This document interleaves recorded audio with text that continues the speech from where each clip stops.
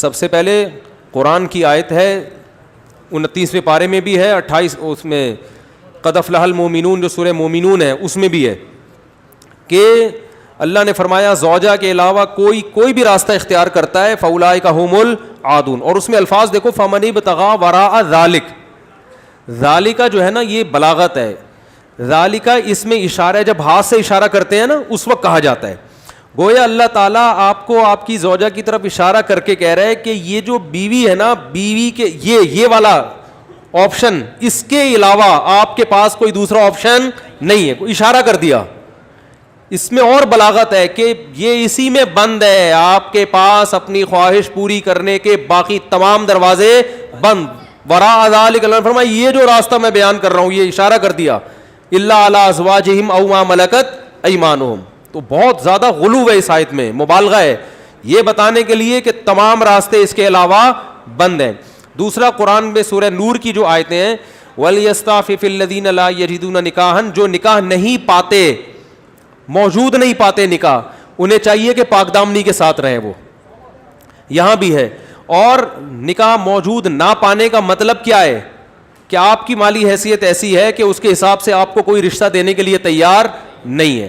تیسری آیت 5ویں پارے کی ابتدائی آیتیں ہیں, اس میں اللہ نے فرمایا کہ جو آزاد عورت سے نکاح کی طاقت نہیں رکھتا وہ کسی کی باندی سے نکاح کر لے. تو اب باندیاں تو نہیں ہیں, مطلب قرآن کا حاصل یہ ہے کہ اپنا معیار نکاح میں گرا دے, نقصان کرے اپنا, کوئی بات نہیں ہے, لیکن پھر بھی دوسرے راستے ان کو اختیار نہیں کر سکتا. تو اس لیے اگر آپ کے پاس پیسے نہیں ہیں, کوئی نکاح کے لیے تیار نہیں ہے, اپنا معیار آپ گرائیں, آپ کو دوسرے راستوں ہینڈ پریکٹس اور اس جیسے بے حیائی کی آپ کو اجازت, نہ زنا کی طرف نہ کسی اور راستے کی طرف جانے کی اجازت ہے.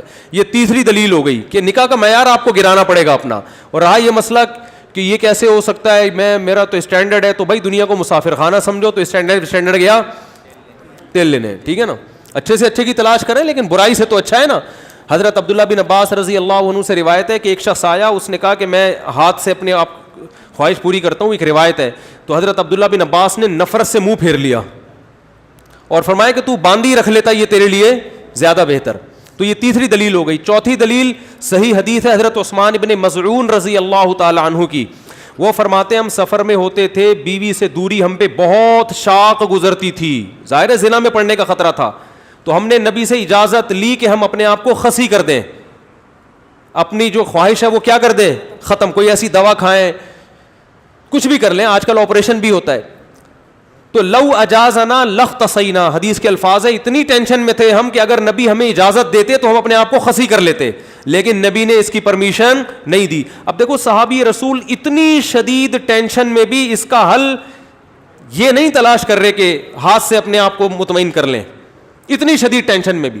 اگر اس کی اسلام میں ذرہ برابر بھی گنجائش ہوتی تو ذرا سا تو اشارہ ملتا نا, صحابہ کر لیتے یا ان کو اشارہ دے دیا جاتا کہ بھائی اپنے آپ کو خسی کرنے کے پر آ گئے ہو, اپنی اللہ کی تخلیق کو تبدیل کر رہے ہو, تو اس سے بہتر ہے کہ تم اپنی تسکین کر لو اس طریقے سے.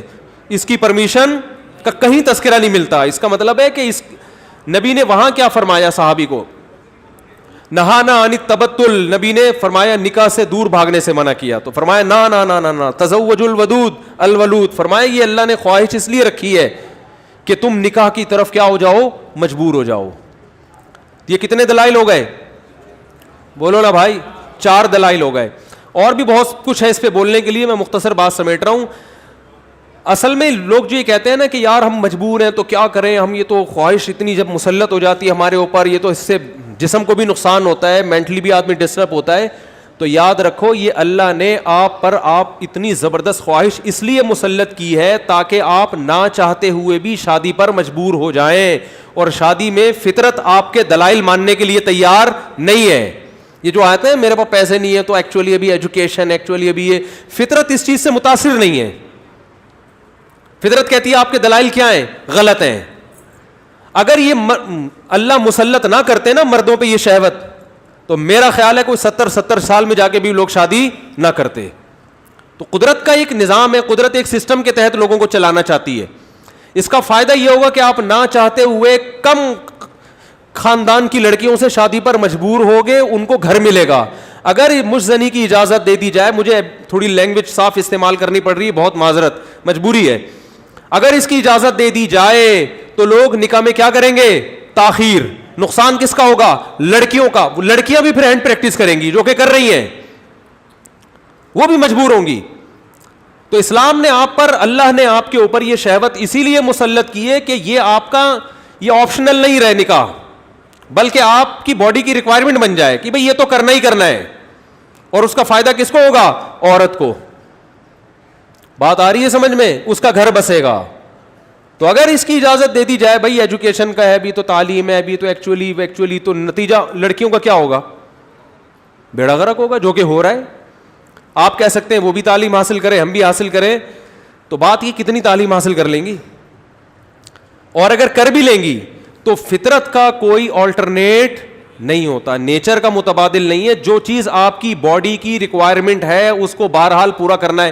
دیکھو اگر آپ کے پاس ایجوکیشن کی وجہ سے کھانے کا ٹائم نہیں ہے, آپ مصروف ہیں جس کی وجہ سے کھانے کا ٹائم نہیں ہے, تو کیا پیٹ آپ کو بھوک لگانا چھوڑ دے گا؟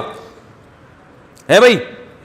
یا کوئی ڈاکٹر یہ فتویٰ دے دے گا کہ چونکہ آپ کے پاس کھانے کا ٹائم نہیں ہے لہذا آپ اگر نہیں بھی کھائیں گے تو صحت کو نقصان نہیں ہوگا؟ کوئی بھی سمجھدار ڈاکٹر ہوگا وہ کہے گا بھائی آپ کے پاس ٹائم ہو یا نہ ہو آپ کے باپ کو بھی کھانا پڑے گا آپ کو, ورنہ باڈی کا نقصان ہوگا. تو یاد رکھو, جس طرح روٹی ضروری ہے مرد کے لیے اسی طرح عورت, اور عورت کے لیے اسی طرح مرد ضروری, باڈی کی ریکوائرمنٹ ہے. تو اسلام چونکہ نیچر کے خلاف نہیں چلاتا آپ کو, اس لیے اسلام نے تمام راستے بند کر دیے خواہش پوری کرنے کے, کیونکہ وہ سارے ان میں سے کوئی بھی نیچرل نہیں ہے. صرف ایک ہی نیچرل ہے کہ مرد کا کانٹیکٹ عورت سے اور عورت کا مرد سے, اس کے علاوہ کوئی نیچرل نہیں ہے.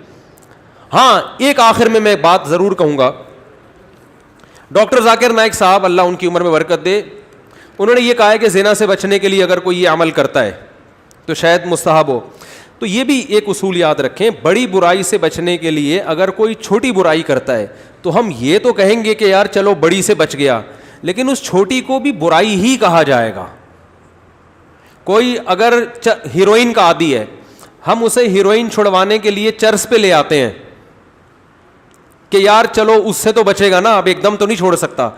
تو یہ اس عمل کی یوں تو تعریف کی جائے گی کہ یار چلو اس برائی سے بچ گیا, لیکن اس کی بیس پہ چرس کو آپ یہ کہہ دیں شروع کر دیں کہ چرس جائز ہے یا وہ بھی کوئی افضل چیز ہے, اس کی پھر بھی اجازت نہیں ہوگی.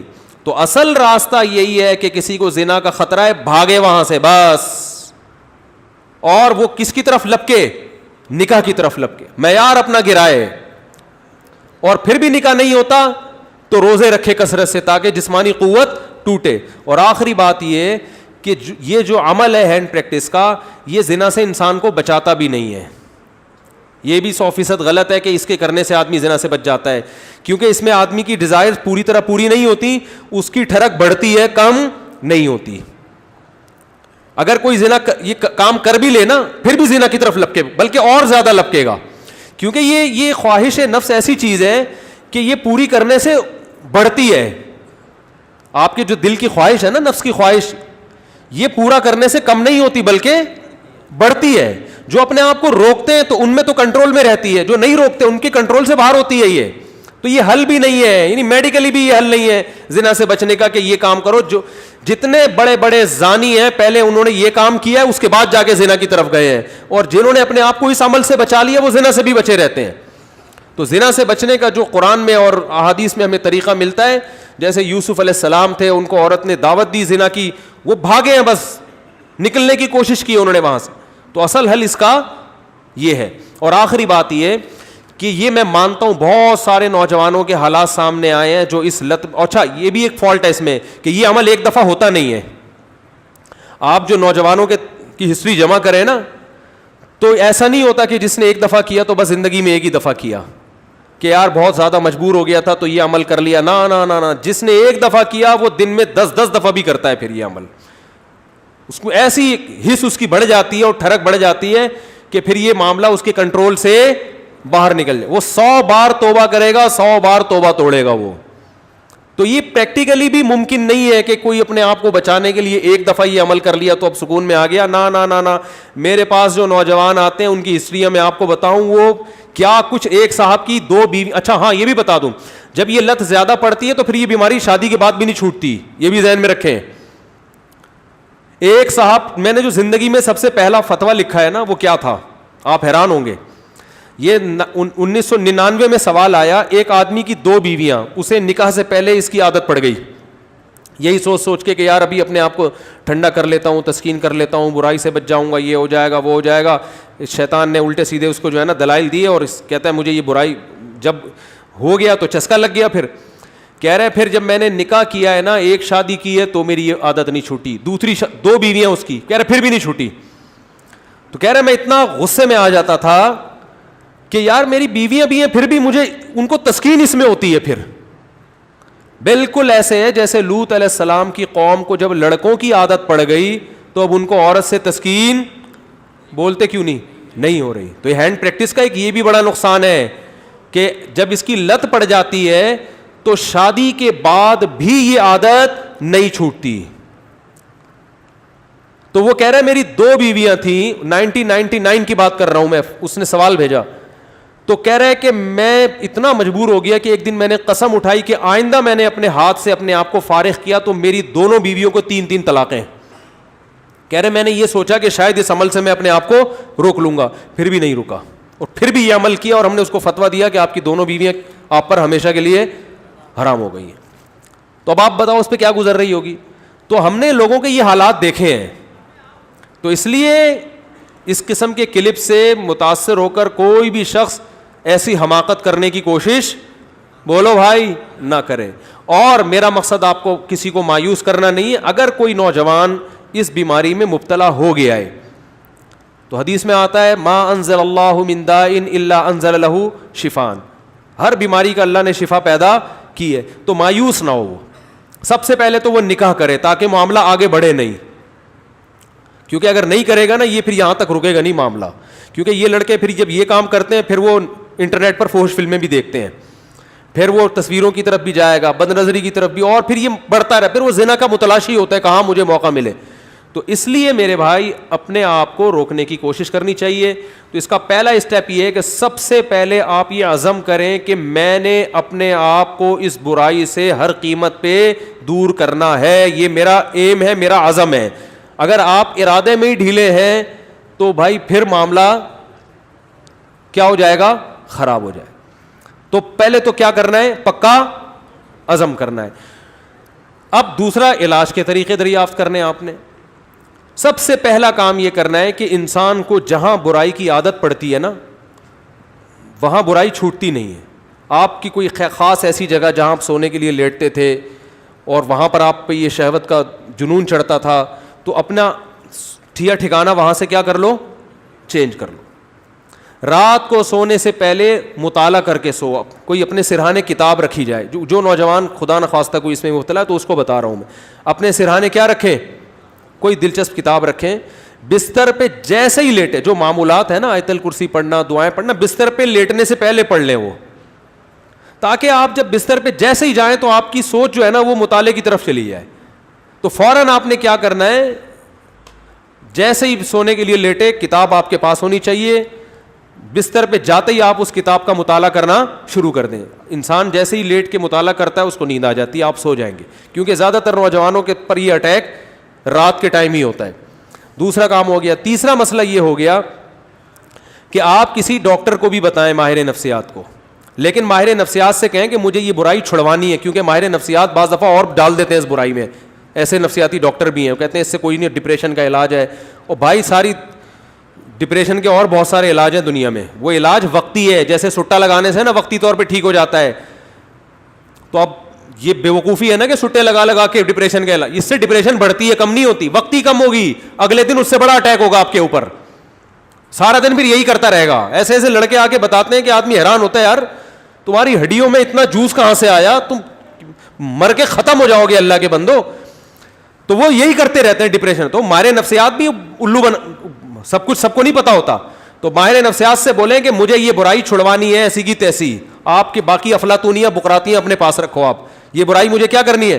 تو نفسیاتی بھی ٹوٹکے ہوتے ہیں, کچھ طریقے ہوتے ہیں. کوئی ماہر ڈاکٹر ہوگا انشاءاللہ آپ کو ایسے طریقے بتائے گا, ایسے ٹوٹکے بتائے گا, ایسی تدبیریں بتائے گا کہ آہستہ آہستہ یہ برائی آپ سے انشاءاللہ چھوٹ جائے گی. اور ایک اور کام, دعا بھی مانگنی ہے. کسی شیخ سے اصلاحی تعلق بھی قائم کرو, ان کو بھی بتاؤ اپنی بیماری. اور ایک اہم ترین بات یہ کہ اپنے آپ کو ایسے نہ چھوڑو, جب بھی یہ گناہ آپ سے ہو آپ نے اپنے اوپر کوئی سزا متعین کرنی ہے. 2 روزے 3 روزے یا 1 روزہ یا 1 ہفتے کا روزہ, یہ سزا دینی ہے اپنے آپ کو. وہ ہر آدمی کا کے حساب سے مختلف ہوتی ہے. صدقہ بھی کرنا ہے, تاکہ اس کا فائدہ یہ ہوگا کہ دیکھو یہ ایک دم نہیں چھوٹتا گناہ, یہ آہستہ آہستہ ہی چھوٹے گا. اس لیے مایوس نہیں ہونا کہ اتنے سارے ٹوٹکے اختیار کیے پھر گناہ ہو گیا, تو پھر شیطان مایوس کرتا ہے بھائی تیرے بس کا کام نہیں ہے. کوئی بات نہیں یار, ٹھنی اس سے ہے دشمنی عمر بھر کی, کبھی وہ دبا لے کبھی تو دبا لے. شیطان کو حضرت مظلوم نے فرمایا کہ کبھی شیطان تجھے پٹک دے گا نیچے, کبھی کبھار تو بھی تو شیطان کو پٹکے گا نا, تو پھٹا چلتا رہے گا قیامت تک, کوئی مسئلہ نہیں ہے. تو کیا کرنا ہے, جب بھی یہ گناہ ہو جائے 2 رکعت پڑھ کے توبہ کرنی ہے, اللہ سے معافی مانگنا ہے, اور اپنے آپ کو کوئی سزا دینی ہے صدقہ کے ذریعے یا روزے کے. سب سے بہتر سزا روزہ ہے, صدقے سے اتنا فائدہ نہیں ہوتا, روزے سے اس میں زیادہ فائدہ ہوتا ہے. تو روزہ رکھے, کیونکہ نفس کو خوش کیا ہے تو اپنے نفس کو جب تکلیف دے گا بھوکا پیاسا رکھے, تو یہ اس میں نفس کو جو ہے نا آپ کے جو دل ہے اس کی چاہتوں کو چترول لگتے ہیں ٹائٹ طریقے سے روزہ رکھنے سے. تو اپنے من کو خوش کیا نا اس نے حرام طریقے سے, تو روزہ رکھ کے اپنے من ہی کو ٹینشن دے گا یہ. تو روزہ رکھنا بہت زبردست اس کا ایک علاج ہے. تو کیا کرنا ہے, جب بھی یہ جرم ہو جائے تو روزہ رکھ کے اس کی تلافی کرنی ہے. اس کا پھر نہیں بھی چھوٹتا تو ٹینشن نہیں لینی, آپ نے اپنے قوائف پورے کر دیے. اور آخری بات یہ کہ روزانہ ایکسرسائز کا معمول بناؤ. جب آپ صبح جاگنگ کرو گے, شام کو جم جاؤ گے, تو پھر آپ دیکھو گے ڈولے شولے نکل رہے ہیں اور جناب طاقت آ رہی ہے, تو نفسیاتی طور پر انسان پھر غیر اخلاقی سرگرمیوں سے دور ہو جاتا ہے خود بخود, کہ یار میں ایک طرف اتنا اپنی باڈی کا خیال کر رہا ہوں, اسی طرف اپنی صحت کو برباد کر رہا ہوں میں, ہے بھائی. اب میری ساری انرجی جو یوٹیلائز ہو رہی ہے تو ناجائز چیزوں میں ہو رہی ہے. تو یہ لاشعوری طور پر جب انسان مفید کاموں کی طرف آتا ہے تو نیگیٹو سوچ اس کی خود بخود, بولتے کیوں نہیں بھائی, کبھی کسی ہیروئنچی کو جم جاتے ہوئے دیکھا آپ نے؟ وہ نہیں جاتا, کہتا ہے ابے جاؤ باڈی کی ایسی کی تیسی, مزہ تو آ رہا ہے نا چھٹا لگانے میں. تو جو جم جائے گا وہ ہیروئن نہیں پیے گا, جو ہیروئن پیے گا وہ جم نہیں جائے گا. تو اسی طرح جم جانے والے بھی اکثر ان برائیوں سے بچ جاتے ہیں, اور اس برائی سے بچنے کا بہت فائدہ ہے دنیا میں بھی آخرت میں بھی. دنیاوی فائدے کیا ہیں وہ پھر کبھی انشاءاللہ کسی اور وقت بتائیں گے, اخروی فائدے تو ہیں ہی بہرحال. لیکن میں نے آپ کو بتایا اس میں مایوس نہیں ہونا, یہ چیزیں جلدی نہیں چھوٹتی. ایک چیز کی لت اگر پڑ چکی ہو تو پھر ٹائم لگتا ہے چیزوں کو چھوٹنے میں, لیکن لڑتے رہنا ہے زندگی بھر. ہتھیار ڈال کے بیٹھنا نہیں ہے کہ نہیں بھئی اب تو ڈاکٹر فلاں نے بھی کہہ دیا تو فلاں ڈاکٹر نے بھی. ایک لڑکے کو ڈاکٹر نے خود اس مرض میں ڈالا ہے, وہ بچتا تھا ان چیزوں سے, ڈاکٹر کے پاس گیا, ڈاکٹر نے کہا کوئی حرج نہیں ہے اس میں کر لو, کوئی میڈیکلی کوئی نقصان نہیں ہے.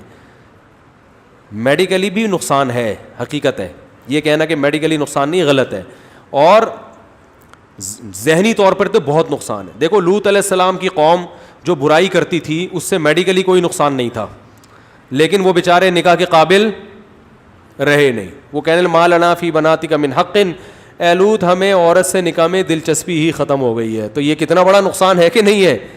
تو جو لوگ لڑکوں کے عادی ہو جاتے ہیں ان کو عورت میں دلچسپی ختم. اب میڈیکلی تو سب کچھ صحیح ہے, آئرن بھی صحیح ہے اور جناب پوٹاشیم میگنیشیم سب کچھ صحیح ہے, تو باڈی کو تو کچھ بھی نہیں ہوا, کھوپڑی آؤٹ ہو گئی.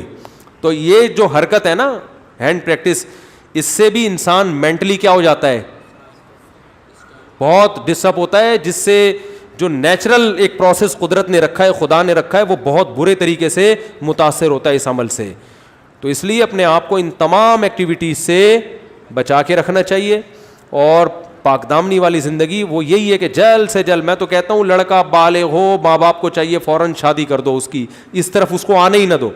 اور اس کے غلط ہونے کی ایک بڑی دلیل یہ بھی ہے کہ جس نوجوان نے دوسروں سے نہ سنا ہو یا بروقت شادی ہو گئی ہو, وہ کبھی یہ کام نہیں کرتا, اس کا کبھی دماغ جائے گا ہی نہیں.